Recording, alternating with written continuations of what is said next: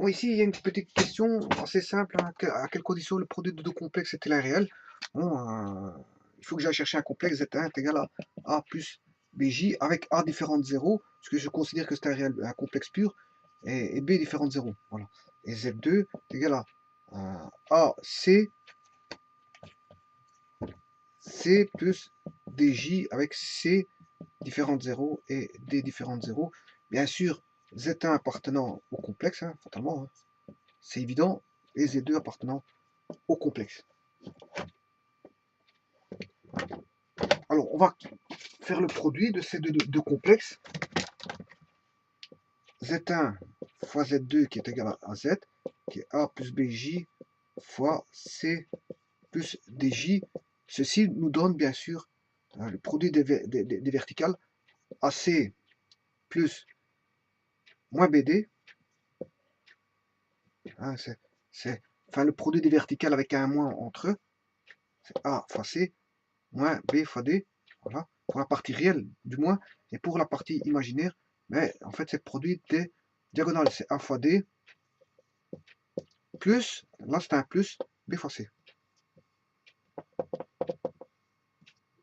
Voilà, J. Non, ce que je veux dire par là, c'est que A plus BJ, vous mettez dans une matrice. AB et CD. Voilà, vous mettez que les valeurs. Ici, c'est voilà, les parties réelles de Z. Et là, les parties imaginaires de Z. Voilà. Vous mettez A, B, C, D. Et là, si vous faites A fois C, produit vertical, A fois C, avec un moins entre B fois D. Le produit des verticales. Et ça, c'est pour la partie réelle de Z. Et la partie imaginaire, ben, c'est produit diagonal, c'est-à-dire AD avec un plus cette fois-ci. AD fois BC. C'est ce que j'ai écrit là. C'est pour ça que c'est ça que je suis en train de vous expliquer. Voilà. Bon, ça je l'avais vu dans une vidéo précédente. Hein. Et donc, quand est-ce qu'on a un réel? Pour que ce soit un réel, il faut que la partie imaginaire s'annule. C'est-à-dire que il suffit que A plus BC soit égal à 0. Une fois qu'on a ça, ben quand on a AD égale moins BC, BC avec A différent de 0, bien sûr, comme je vous l'ai dit, tout est différent de 0. Hein. A, B, C, D, tout est différent de 0. Voilà, donc en fait, là, on va trouver une valeur. Là, on va trouver une valeur. Il faut que ces deux valeurs soient opposées. Le produit AD doit être opposé au produit BC. Voilà. Mais qu'en valeur absolue,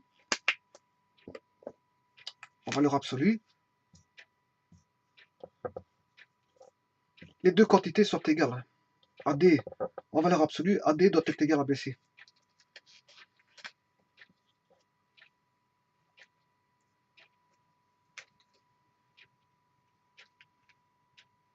Donc en fait, en valeur absolue, si AD égale BC, en valeur absolue bien sûr, ce qui veut dire que la valeur absolue de A est égale à BC sur D. Que B vaudra la valeur absolue de B à D sur C. Que la valeur absolue de D vaut BC sur la valeur absolue de A et que la valeur de C, la valeur absolue de C, vaut bien sûr la valeur absolue de... Ouais, ici, je suis pas obligé de marquer ça comme ça. Hein. Je peux directement écrire la valeur absolue du tout, du quotient. Voilà, je suis pas obligé de marquer ça comme ça. Je peux écrire la valeur absolue du quotient. Voilà. Et là, je peux écrire la valeur absolue du quotient directement. Hein. Voilà. Et là, la valeur absolue de C doit être égale à AD. C'est la valeur absolue de B.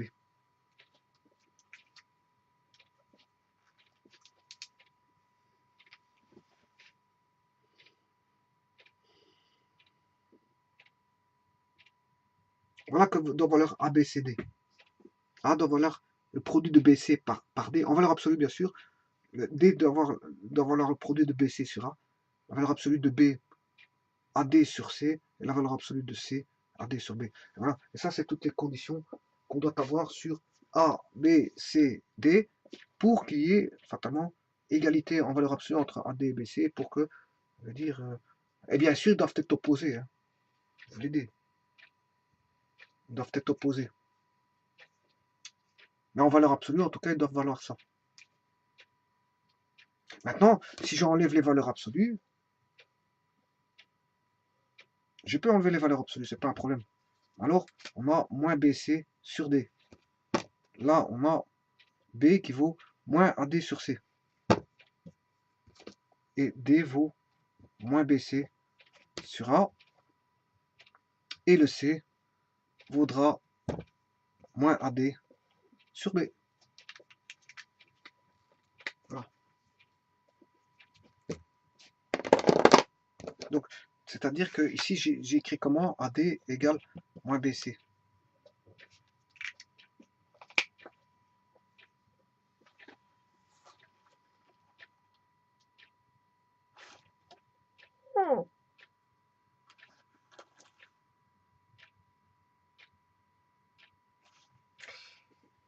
Ah, merci. Ouais, ici, il y a peut-être une petite erreur, j'ai oublié de ceci. Regardez plutôt en signe, c'est mieux. En signe, avec le signe, gardez le signe comme c'est.